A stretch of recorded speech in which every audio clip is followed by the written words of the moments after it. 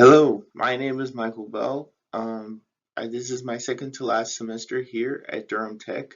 I'm working on my associates in science so I can transfer into undergrad as a junior to further learn biophysics. I am learning this so that way I can learn the biology systems all around me and within me at a much deeper level.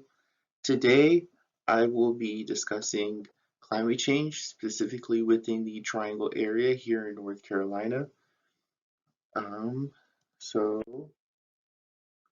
again, this is for my Physics 151 class, and we will be discussing energy reformation here within Raleigh.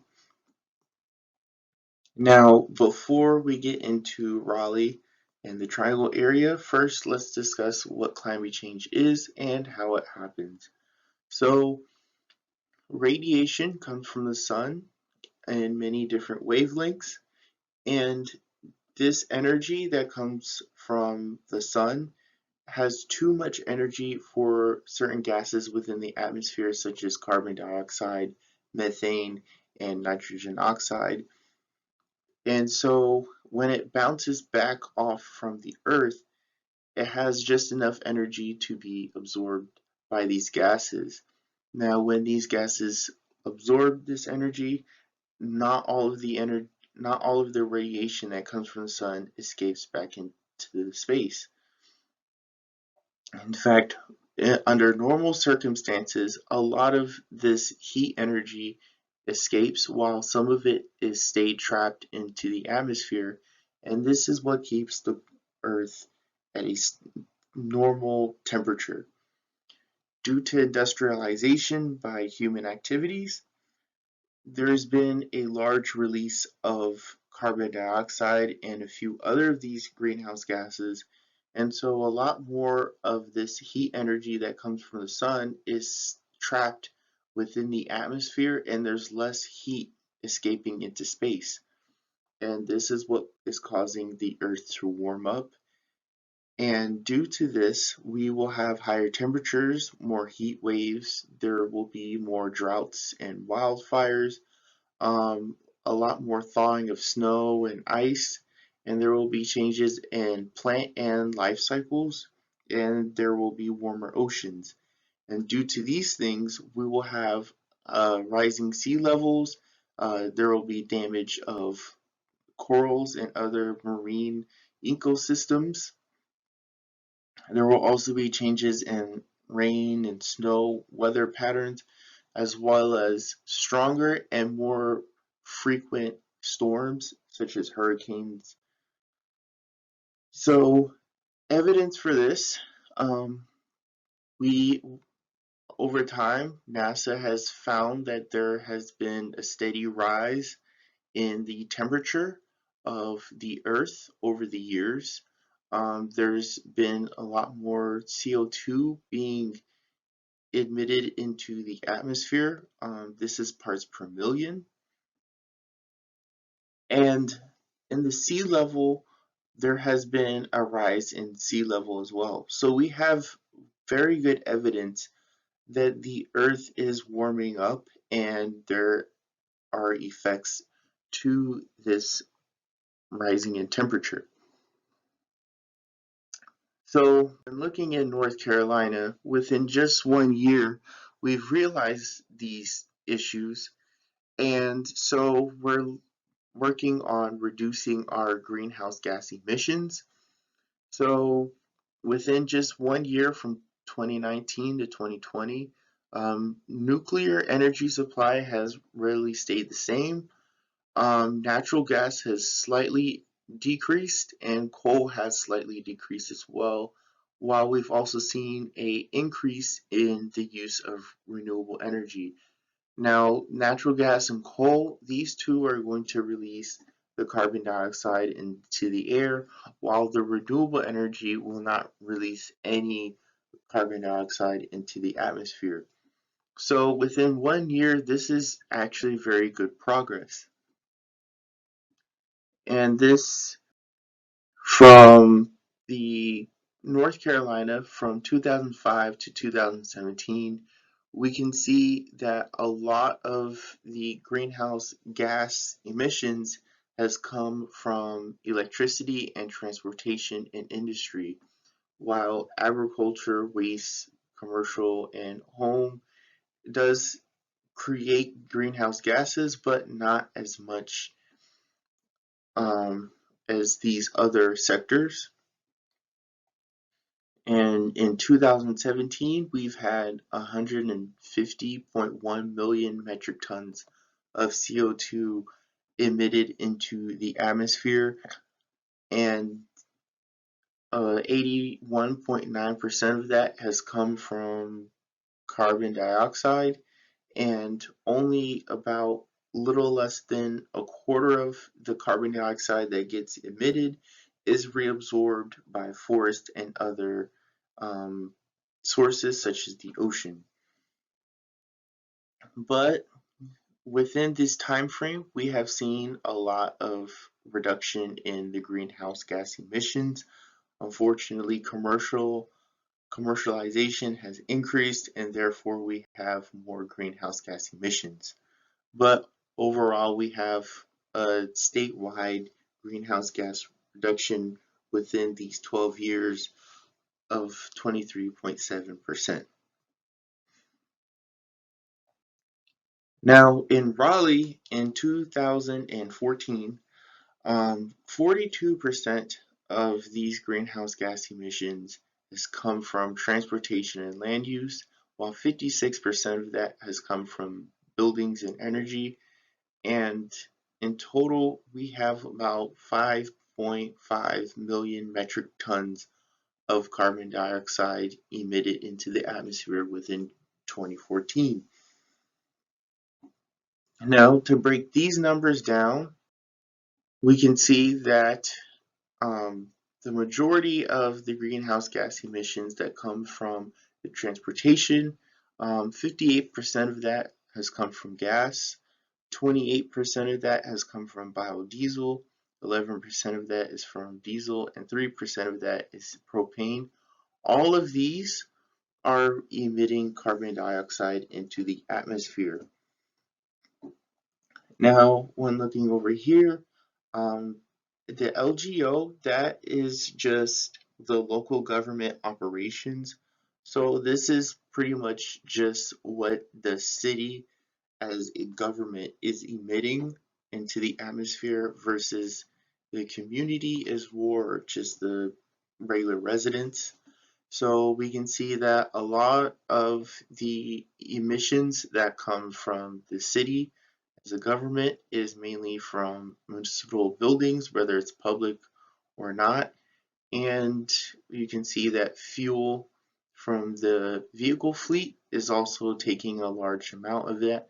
Municipal buildings are taking about 60%, while the fleet is taking in about 20%.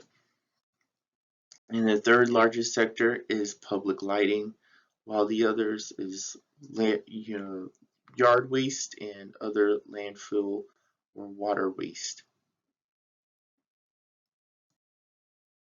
So when looking at the other cities within the triangle, our next city is Durham. So Durham has a climate action plan looking to reduce their carbon footprint so that way they can achieve carbon neutrality by 2040. Carbon neutrality is pretty much just there's no carbon dioxide being released into the atmosphere, and so once there's no more carbon being released, it won't necessarily reverse climate change since it is at a point where it's too late, but it will dramatically slow down the increase in temperature. So Durham is working on a plan to reduce these greenhouse gas emissions by 2040. And to do this by 2030, they are planning to reduce their greenhouse gases by 50%, from what they had in the years 2009, and that will be achieved again by 2030, and hopefully by 2040 there will be no more greenhouse gas emissions. And in order to compensate for this lack of energy, they are looking to readily increase the renewable energy source. And so by 2030, they're planning to have 80% of their energy sourcing coming from renewable energy, while by 2050 it should be Durham shall be 100% renewable energy. And when looking at Chapel Hill, the other city within the Triangle area, you can see that these are their greenhouse gas emissions by sector. Um, Again, you'll mainly see that it's coming from vehicles, since vehicles are emitting uh, so much carbon from using fuel such as like oil and gas. And then the next largest sectors will be buildings. Um, but Chapel Hill is planning to reduce their greenhouse gas emissions to achieve carbon neutrality by 2050. So they are planning to achieve this at a much later time, but they have a very detailed plan as far as how they plan to achieve these goals, and they have many short-term goals along the way to help keep track and mitigate their climate change. And when looking at Raleigh, we don't really see that. So in Durham, of course, they're trying to achieve their carbon neutrality by 2040, while Chapel Hill is planning to achieve their carbon neutrality by 2050. And this mainly may be because the state of North Carolina itself is planning to achieve this carbon neutrality by 2050 due to the Clean Energy Plan. So Durham and Chapel Hill are pretty much on board to help North Carolina as a state achieve this goal by the Clean Energy Plan. When observing the climate action plan that Raleigh sets out, they are depending on Duke Energy to achieve their carbon neutrality by 2050. Duke Energy has their own carbon action plan to achieve carbon neutrality by 2050, and so Raleigh is depending on Duke Energy to achieve this plan. And so when looking at Duke Energy's plan, we can see that, of course, in 2019, they've been using a lot of gas and coal as their main sources of energy, with nuclear being the third most used energy source. And then you will see that over time there's an increase in the renewables energy source from 8% to 20% in 2030. 2040 will be 35% renewable energy, while in 2050 they plan to be 44%. And over time, we will see that this gas and coal use for energy will slowly reduce over time. And by 2050, there will be no more coal being used. And in fact, in 2040, there will be very little amount of coal being used. Now, I know this may be a little confusing at the ZELFRs. So ZELFR stands for Zero Emitting Load Flowing Resources. They're pretty much just low emission or zero emission technologies that will help replace the gas and coal sourcing. And over time, we will also see that there's a increase in the storage of this energy. And again, this is how Duke Energy will be reducing their usage.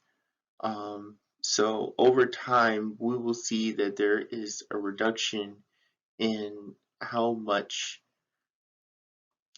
they will be using CO2. So over time, the carbon reduction will go from 39% to 52% in 2030, 78% in 2040, and 95% in 2050. Now, to better visualize this, over time, we can see that gas will slowly increase, but very quickly be removed. Coal will dramatically be removed. We will not be using coal very much longer.